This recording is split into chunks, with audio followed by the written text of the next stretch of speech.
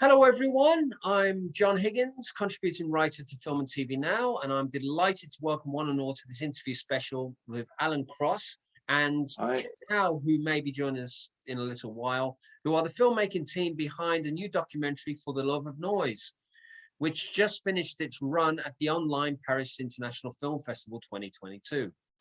The documentary takes us into Brighton, England's underground experimental music scene and the subgenre of noise, where people create all manner of concepts and ideas for a mix of music, poetry, and sound.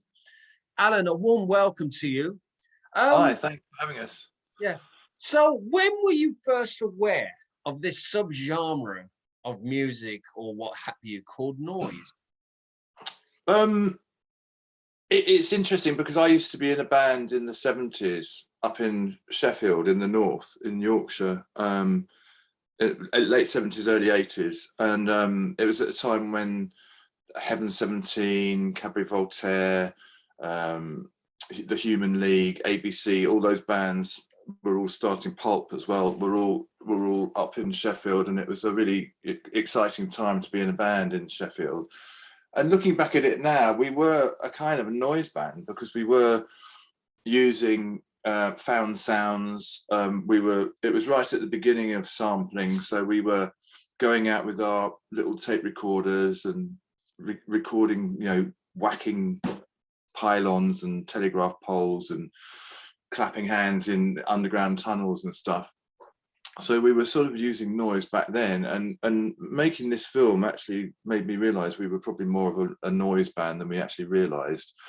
But in terms of Brighton, I had no idea there was a noise scene until I had a chance meeting with Kevin in the street during lockdown. I was painting my front door with varnish, and I had to go and buy some varnish from the local Screwfix store, and I just thought I'd walk. It was a nice day, and I bumped into him on the street, and we'd never really had a proper conversation about what we both did.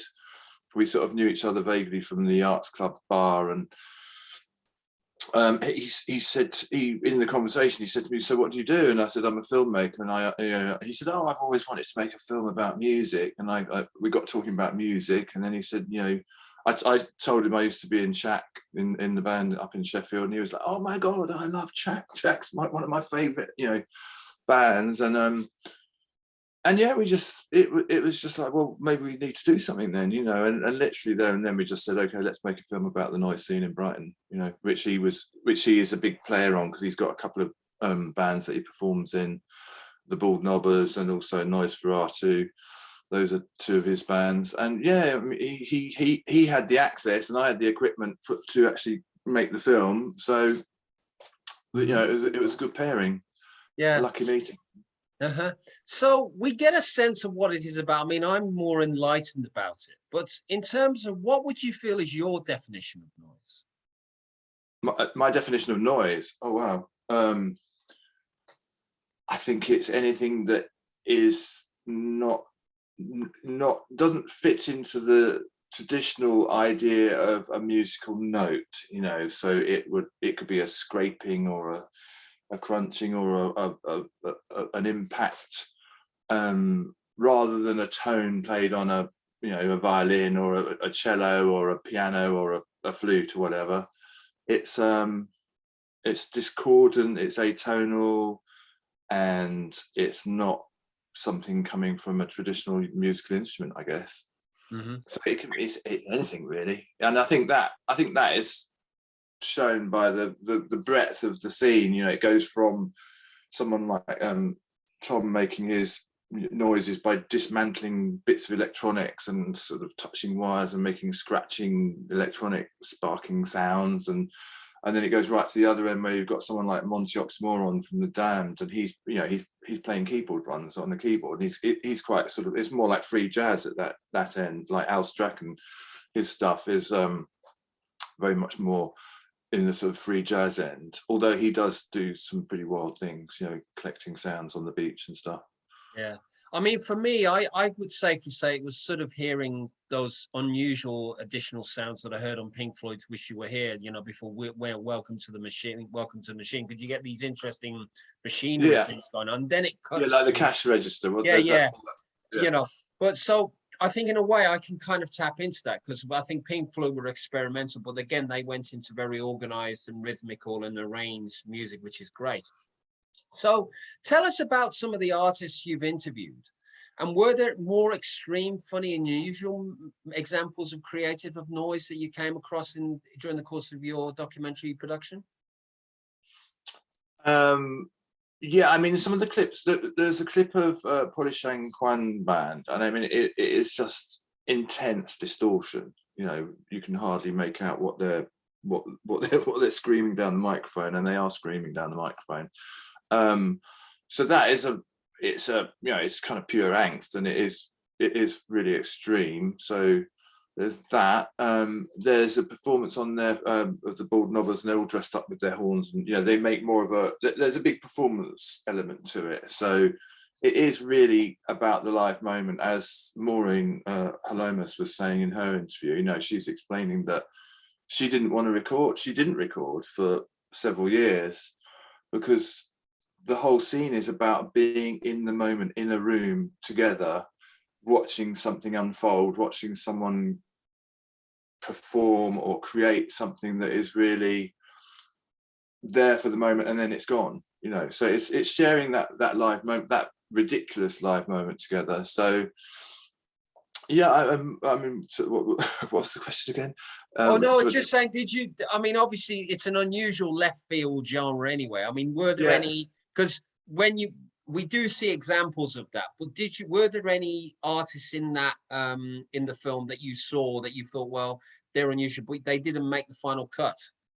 Oh, that they didn't make the final cut. Well, everyone we interviewed made the final cut.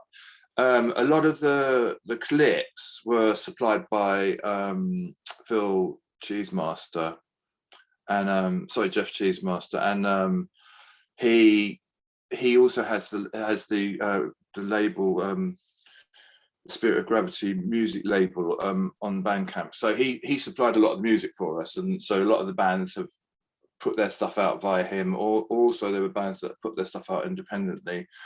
But no, there wasn't. We tried to include everybody, because it is quite an inclusive scene, and everybody knows everybody. So you leave one out, you leave everybody out. So we were trying to get in as many people as possible. There was a whole breakaway group that we didn't go into including, because it would have just made the film so long. Yeah.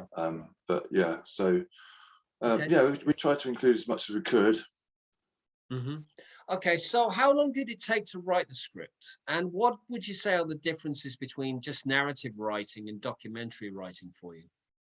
Oh wow, well yeah, I mean, narrative and documentary there's a huge difference for me anyway. If you're writing narrative film screenplay, there's a whole story structure that you need to follow really, or at least follow and then break if you're going to write a narrative screenplay. Following a protagonist or multi-protagonist. All of those rules that we all know about and nobody wants to follow. But I think you do need to follow a certain structure if you're doing a narrative film, unless you're doing a kind of French style left field surreal type of film. But with a documentary, I mean, it was really for us. It was, well, for me, it was really, because I'm not performing in the noise scene, whereas Kevin is. Kevin was more interested in bringing a sort of history of the noise scene and including all the people that have been part of that plotted history, and that was important for him. And it was good to have him with his knowledge of that history on board, because he could then, direct where it was going to go story-wise. But then my sort of drive was more about, I was thinking about, my parents are dead now, but if they were still alive, I was thinking, how would this look to them? How would you show this scene to somebody who has absolutely no idea about it? And I was trying to sort of showcase it and celebrate it, but also not just for the people that are on the scene, but also for a complete stranger who might stumble across this. And I was trying, it was also for me, because I was trying to understand it. I was trying to understand why these people are why would you do that? Why would you go out and make an extreme noise into a piece of music or, you know, a performance? So it was, you know, it was like an inquiry really into an investigation into how it all works and what drives those people. Okay. So obviously 2 questions now, 2 parts to this. First of all, how long did it take to shoot?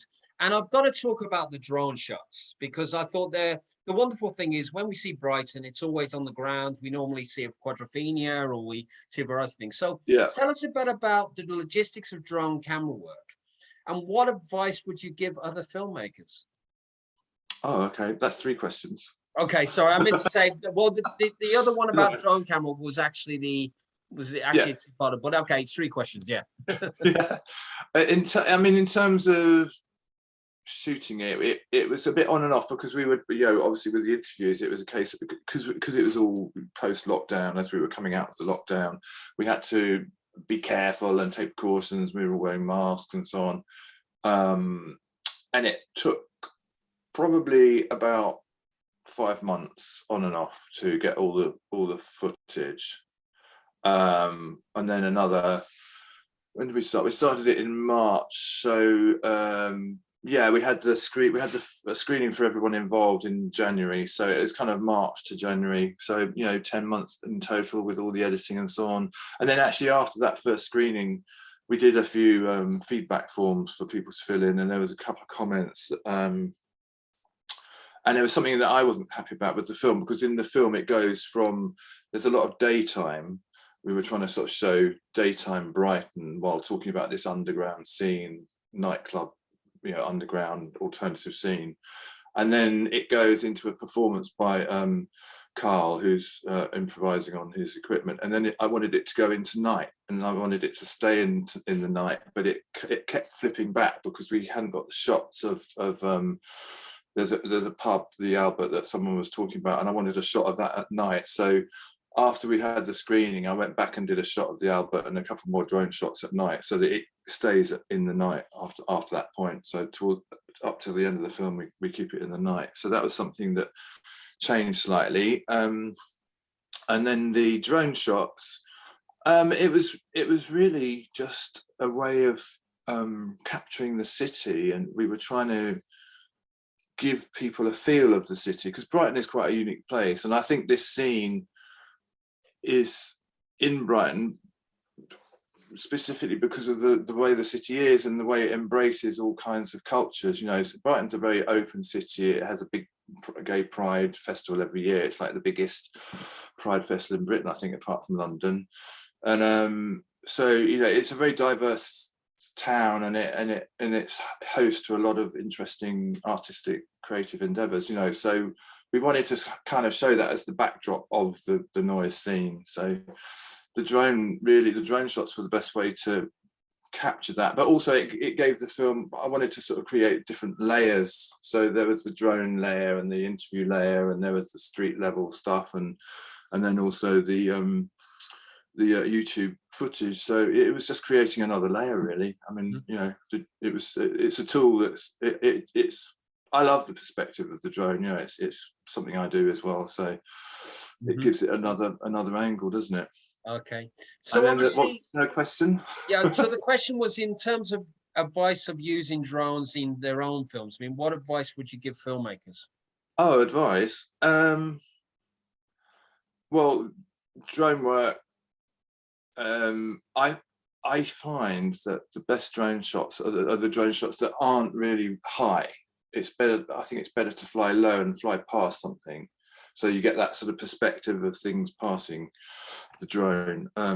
So that's one tip I would say: fly lower than you think you would want to with the drone. Obviously, you've got to fly safe. That's the number one important factor: is fly safe. Know all the rules. And also you're probably going to come up against people that are going to tell you can't do that, but you know, more often than not you can, if as long as you go through the right channels, you can. I mean, for instance, I just did some shots over in Lancing, and it is in the Shoreham Airport no-fly zone, but you know, I got in touch with the air traffic control, and if you just fill in all the paperwork and they send you the email and you send the email to China and you get the code to unlock the drone, you can do it. So don't be put off by by the rules if there's a way around them, or you can apply to the right people. You can usually get permission to do it.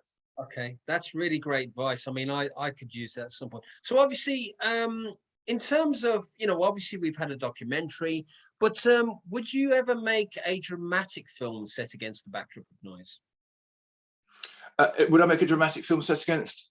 Yeah, so if you wanted to do a drama with, a bit like a musical film or a movie, a bit like, I don't know, thinking like Breaking Glass or, Streets of Fire or something like that, which actually is about a protagonist who actually is a noise fanatic, and he goes into the world, and then the world becomes a different, like it opens up a story, I don't know, a genre-based story.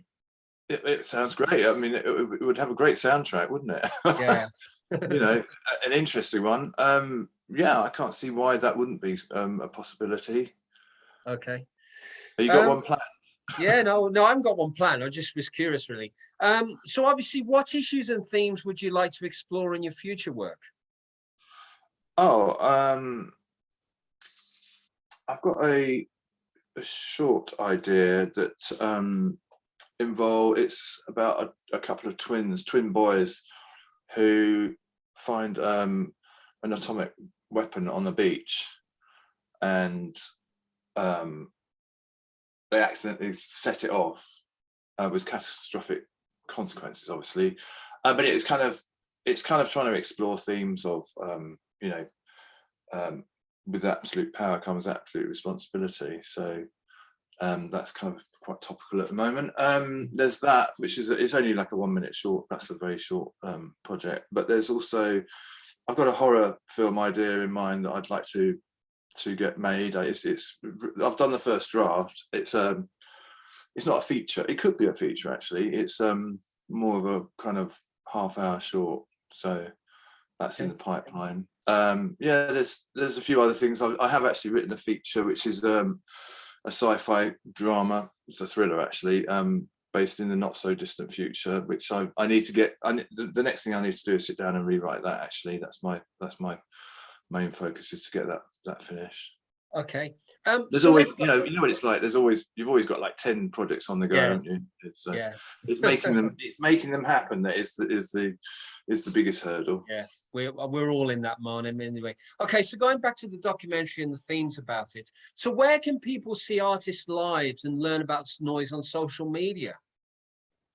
Good question. There's well, the Green Door is a popular venue in Brighton. It's called the Green Door. It's just under the station. The Albert still puts stuff on. This is really where we need Kevin to give us some pointers. There's the Crowley is a venue in Brighton, just down from the station. There's a few around. I mean, a lot of it is word of mouth. So yeah, you just it's about sort of tapping in, I guess, to like you say, on Facebook. A lot of the bands are on Facebook. As I said, there's Spirit of Gravity have got a lot of stuff on Bandcamp. A lot of the bands are on Bandcamp as well. So yeah, I think if you Google Brighton Noise, you should be able to find stuff on there. Yeah. I've got to say, I think if there is a narrative film, I think we've already got our title, Noise of Mouth. I think that'd be great. Noise of Mouth. I know that just came out, didn't it? Yeah. No, it's great. I mean, it's a bit like Life in the Fast Lane from the Eagles. Okay, so 2 final questions, Alan.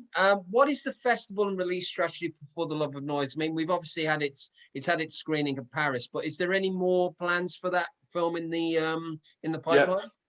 Yeah, we just got accepted onto the Brighton Film Festival, Brighton Rocks, and we have applied to a whole bunch of other festivals, including the Doc Fest in Sheffield, and we've applied to one.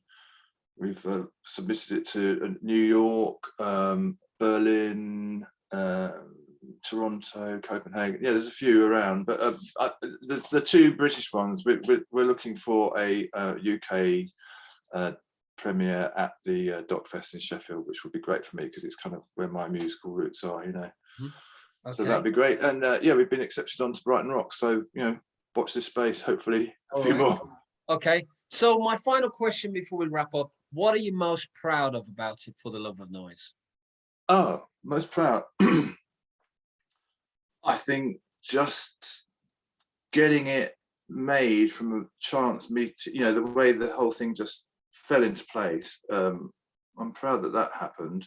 I'm proud of the fact that it's the first thing I've completed in 4K from start to finish. So it's you know, it was a bit of a uphill struggle with storage. I filled a 8 terabyte drive, so that was a first for me.